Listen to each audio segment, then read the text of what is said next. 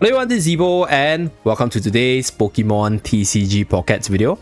So in today's video, we are going to talk about the consecutive win emblem event. So this is coming from somebody who has spent quite a bit of time to clear through my consecutive wins to complete my gold emblem right here. And I'm gonna give some personal opinions, and I'll say they are relatively unpopular ones and people might not like it, but I still feel like saying it because whatever people are complaining about this event or whatever people are complaining about the decks itself are basically the factors that make this game fun as well, which I'm going to talk about later. Okay, so this is because if you go to the Pokemon TCG Pockets Reddit page over here, if you scroll through all the different highly voted posts, all the different hot posts, let's just filter by hot, okay, or maybe filter by top, for example. Okay, so the top post is with regards to the emblem event, right? But I can't earn the emblem unless people concede. Then you don't earn it, then you didn't earn it, right? Helping other players by conceding, helping other players by being terrible at the game. So it's all about the emblem event right here, as you guys can see. Highly upvoted, highly discussed. I'm not gonna go into the individual post itself because there are a lot of people trying to be positive. There are also a lot of people trying to be negative. I'm just here to talk about why people are mad and give my personal opinion. So I'm not going to jump into it, but there are a few posts which kind of resonated with me. So first of all, it's this one, and the other one, it's this one. Okay, so I'll never argue with free hourglasses. So people who are playing the event for the emblem looking really mad, and people who are playing the event for the hourglasses. So this is number one.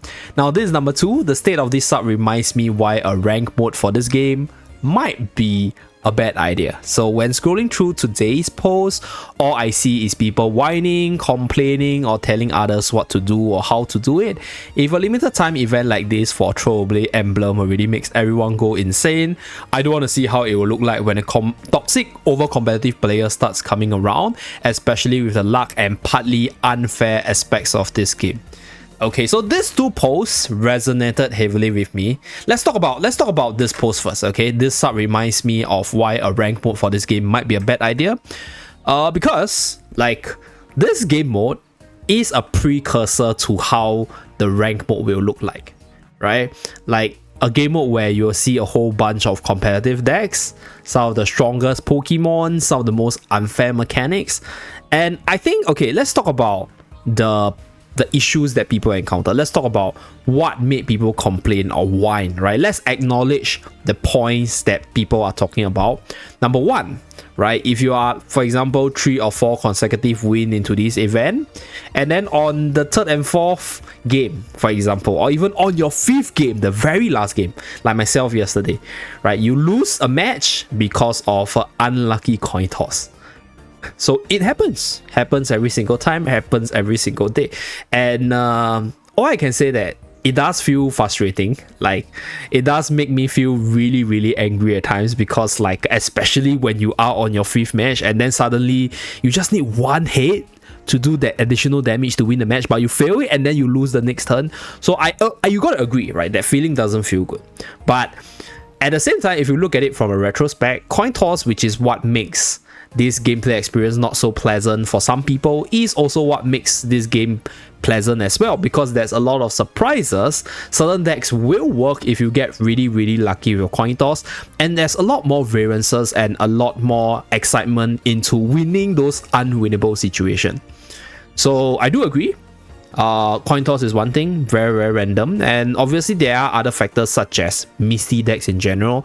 So Misty is one of the, I would say, like best stated example for coin toss, because if you get like 2 or 3 hits turn 1, you pretty much win the game, right? Articuno, 80 damage, pretty much no Pokemon can survive it.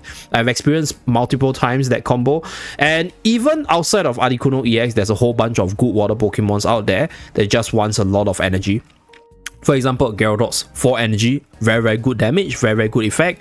But one Misty could just give that Gyarados that require amount of energy, and you just get steamrolled by the Gyarados itself. So there are a lot of, I'll say, like OP combos in this game such as obviously your Pikachu EX, such as your Misty water decks in general. Obviously Mewtwo is also insanely powerful. Charizard with Moltres if you get a really good coin roll. All these are all really strong decks that are highly reliant on coin rolls, right? For example, Marowak EX deck, 2 hits, 160 damage, 0 hit, 0 damage. So these are all the different powerful decks that are abusing this coin roll mechanics to maximize their efficiency, and they are the strongest decks, and they are going to be filled. They are going to be filling up the rank mode if a rank mode does come into the game.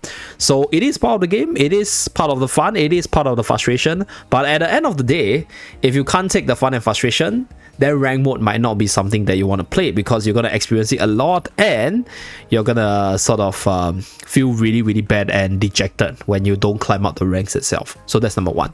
Point number two, right? We also have to acknowledge that there is a lot of breaking involved in terms of the gameplay itself.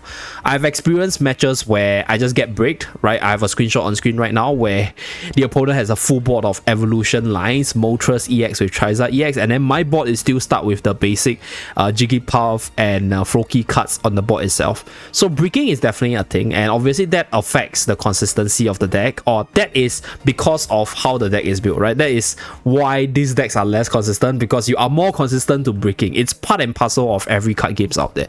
So unfortunately for this event itself, casual decks are not going to perform as well, right? So I will be playing more casual decks in the next few days because I'm done for the event, and I'm pretty sure there are a lot of other players out there who will also be more casual as they are done with these events itself. So consecutively in the next few days, I think the rate of getting your 5 consecutive wins should also be easier, provided that there are more and more people just having fun in the game mode, just chilling after they're done with their emblems itself. So it is just too early to get all angry and ragey because you don't get it on the first day, whereas other people get it on the first day, right? And obviously there are some luck element. I'm not saying that I'm a better card game player, I'm not saying that I'm the better Pokemon TCG Pocket player, but all this luck, RNG, coin toss, your deck meta, your deck consistency, they're all part of what makes this game fun in the first place.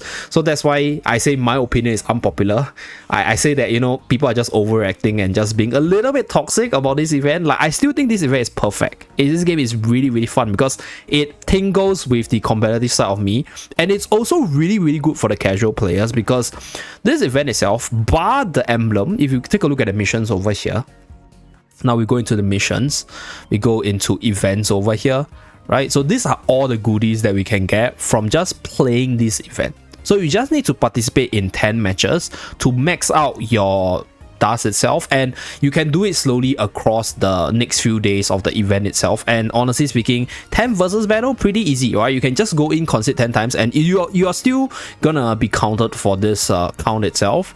So it is a very time-friendly event for those of you guys who are seriously just casuals, just logging in, collecting your hourglasses, opening packs, collecting all the different cards to fill up a collection itself. So that's why the second post also resonated with me, right? So never argue with free hourglasses.